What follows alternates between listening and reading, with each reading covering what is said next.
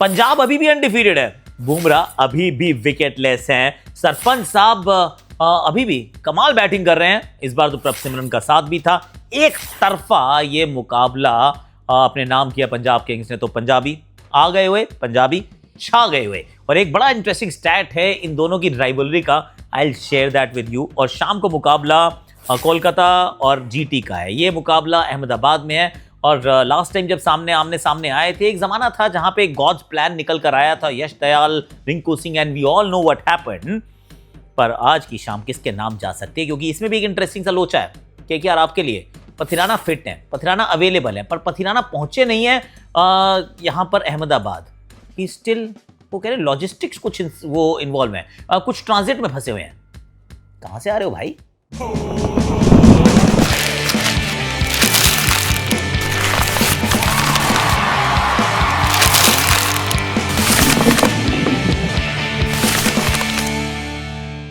Hashtag Akashvani में आप सभी का हाथ जोड़ के स्वागत। मेरे हाथ में एक्चुअली कॉफी रात को पीनी नहीं चाहिए, पर मैं पी रहा हूँ, सॉरी अबाउट दैट।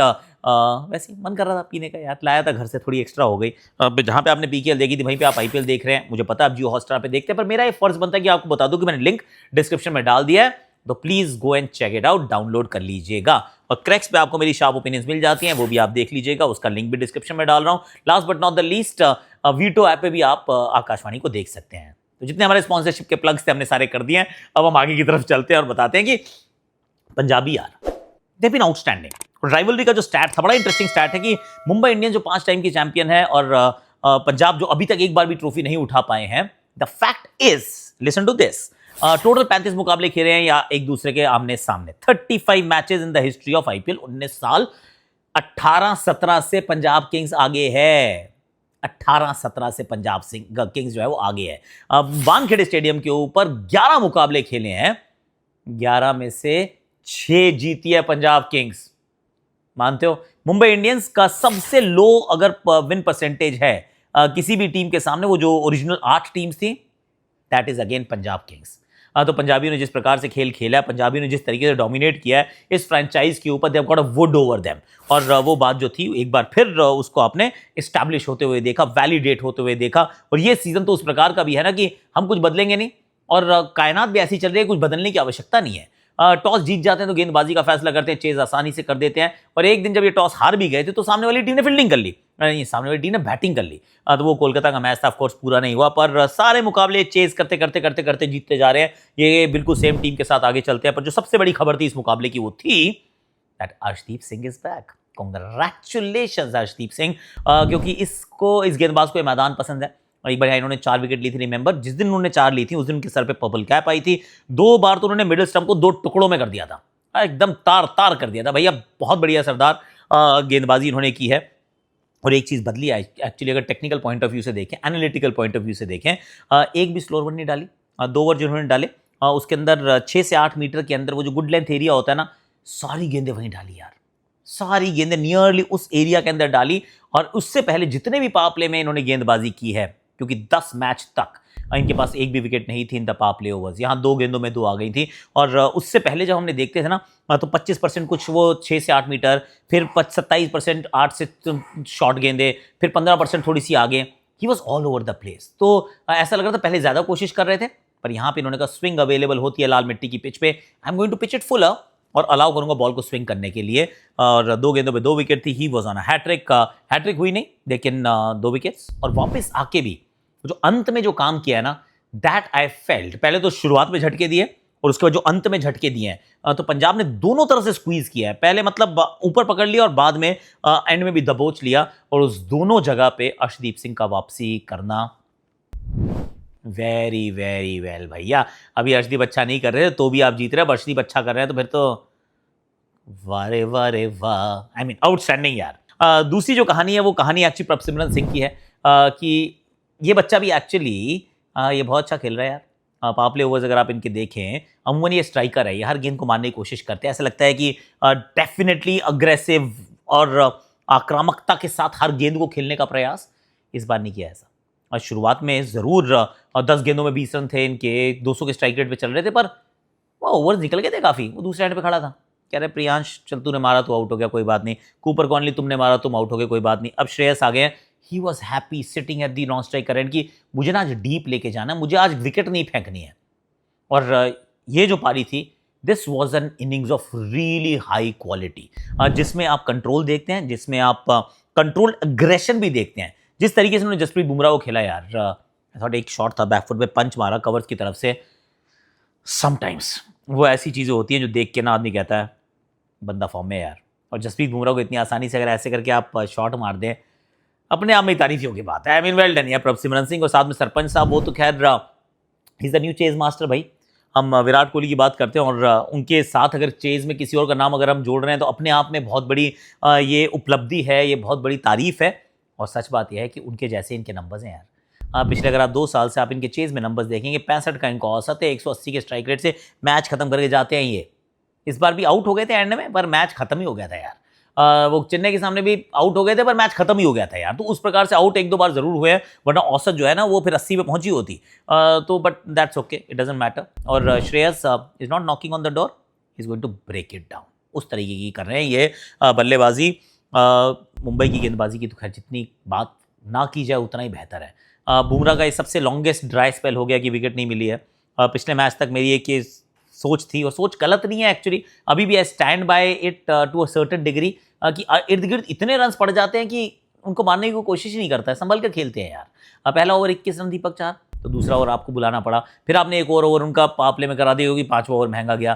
फिर आप एक और ओवर के लिए आते हो, जैसे ही महंगा ओवर होता है ऐसा लगता है बॉल फेंक दो बुमराह की तरफ। ऐसा नहीं होता यार। Actually the ideal time for Bumrah to bowl is कि आपने 2 ओवर रिस्ट्रिक्टिव डाले, 6 रन 7 रन, 2 ओवर में चौके नहीं आए ना, बुमराह को लाओ। और बुमराह के on the other hand, Bumrah is bowling so many slower ones यार। ऐसा लग रहा है कि मतलब इनका जो इंक्रीज ऑफ स्लोअर वन है दैट इज अनप्रेसिडेंटेड। पहले आई मीन 6 में से कोई एक बॉल डालते थे, इस समय नियरली 50% है, नियरली नॉट 50 एग्जैक्टली, पर 6 में से 3 बॉलें डाल रहे हैं, 10 में से 4-5 बॉलें ये डाल जा रहे हैं, 4.5 बॉलें 44% है। तो आई मीन क्या यार, ऑनेस्टली इतनी सारी स्लोअर वन डाल रहे हैं कि स्लोअर वन की ना इफेक्टिवनेस ही खत्म हो गई है। आराम से बल्लेबाज तैयार रहता है, ऑलमोस्ट स्लोअर वन के लिए तैयार रहता है। तो बुमराह की परेशानी है। गजनफर ने अच्छी गेंदबाजी की, पर बाकी जिसको भी देख लो, फिर चाहे वो दीपक चाहर हो, फिर चाहे वो शार्दुल ठाकुर हो, या फिर वो हार्दिक पांड्या हो, ये सारे के सारे साधारण कर रहे हैं गेंदबाजी। Mumbai Indians need to really revamp, reload, कुछ तो करना पड़ेगा, क्योंकि सीजन इजंट गोइंग वेल यार। और एक चीज़ जो बैटिंग में गलती की, एक अच्छा काम किया, नमनदीप को ऊपर बैटिंग करे, उन्होंने 50 बनाए। क्विंटन डिकॉक वॉज ब्रिलियंट, और वो एक सवाल मेरे भी जहन में था, क्योंकि हमारी भी प्री सीजन एनालिसिस यही थी कि क्विंटन डिकॉक को ओपन कराओ यार। आपने रिकल्टन से शुरुआत की, उन्होंने पहले मैच में 80 बनाए, तो आपको लगा चलो ठीक है, पर बैटिंग तो इन्होंने अच्छी की यार। अभी भी आप देखें तो 60 गेंदें खेले, 112 करीब इन्होंने रन्स बनाए, पर दूसरे एंड से 10 ओवर में बने 80-85 रन्स। दैट्स अ डिफरेंस यार। अगर एक बंदा 10 ओवर में 110 बनाता है, तो अगले 10 ओवर में आपको भी तो 110 बनाने, क्योंकि ये 220 की तो मिनिमम पिच है, क्योंकि बाद में ड्यू भी आती है। तो ये एक समस्या रही। Naman Dhir well played, good decision to promote. Quinton de Kock awesome, very well done. पर शफीन रदरफोर्ड को आना चाहिए था जिस समय हार्दिक बैटिंग करने आए। मुझे लगा कि वो जो टाइमिंग थी, दैट टाइमिंग वाजंट अप्रोप्रिएट। हार्दिक का थोड़ा स्लो डाउन किए, एंड में 140 का स्ट्राइक रेट कुछ नहीं होता अगर आप अंत में वो बड़ी फ्लरिश की आप उम्मीद लगा के चल रहे हैं, क्योंकि अगर 16 में 160 है तो 30 में 220 तक तो जाना पड़ेगा यार, या फिर उससे पहले थोड़ा एक्सेलरेट करना पड़ेगा, और हुआ नहीं। तो वो एक मुझे लगता है उनसे गलती ज़रूर हुई है, और गेंदबाजी तो बहुत साधारण हो रही है, इसमें कोई डाउट टिच नहीं है। बुमराह ने कैच भी छोड़ा, वो प्रभ का कैच था एक्चुअली, अगर वो कैच पकड़ा जाता, maybe there was a twist in the day, maybe there wasn't, who knows यार। Honestly well done Punjab, brilliant खेले आप। अब जरा शाम की तरफ चलते हैं जरा।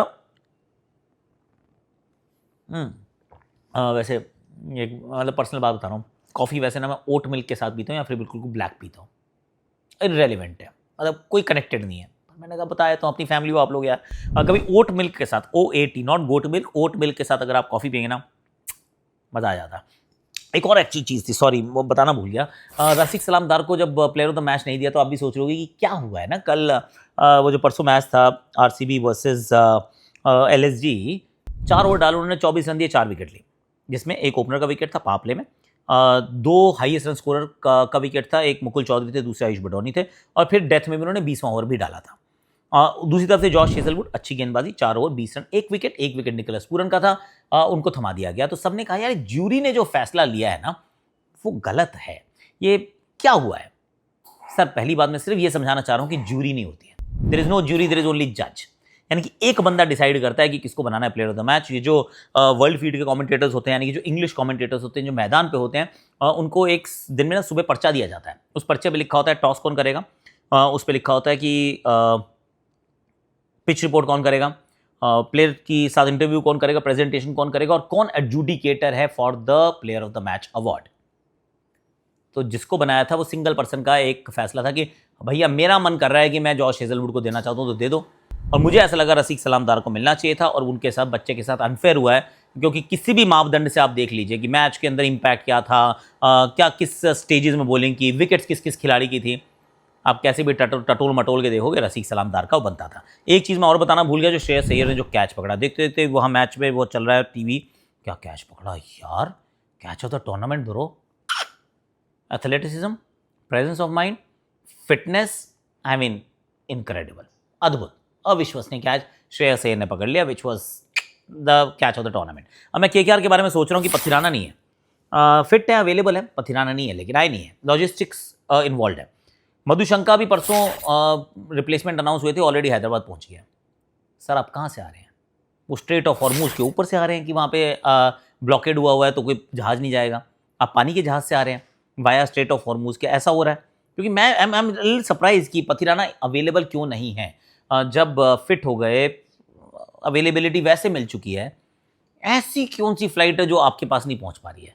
I am very very surprise and disappointed personally कि ऐसा क्यों हुआ है। बट एनी हाउ, क्या केकेआर कुछ बदलाव कर सकती है? आई थिंक फिन एलन का टाइम समाप्त हो गया, बाहर जाना पड़ेगा। टिम साइफर्ट को आप ला सकते हैं, आप टिम साइफर्ट के साथ चल पड़ो, या फिर कैमरन ग्रीन को आप ओपन करा लीजिए, फिर ब्लेसिंग मुजरबानी के रूप में एक फास्ट बॉलर को अंदर ले आइए। कुछ इस प्रकार का आप ऊपर नीचे का प्लान बना सकते हैं। वीरेंद्र सहवाग वहाँ पे हंस रहा है। अब ना खत्म हो गया तेरा शो खत्म, बताओ वीरू का शो खत्म हो गया, मैं यहाँ पे भी आकाशवाणी कर रहा हूँ। चलो एनीवे इट इज़ ओके, मेरा शो नहीं था तो मैं आ गया। तो फिर यार 11:30 ही हुए हैं यार, सब लोग का काम समाप्त हो गया, मेरा ही नहीं हुआ बस।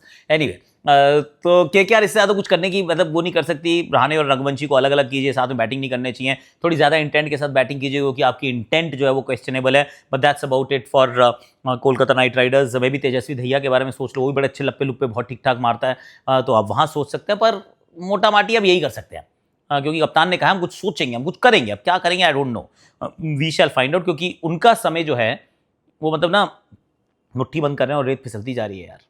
निकल गया है ऑलमोस्ट टूर्नामेंट।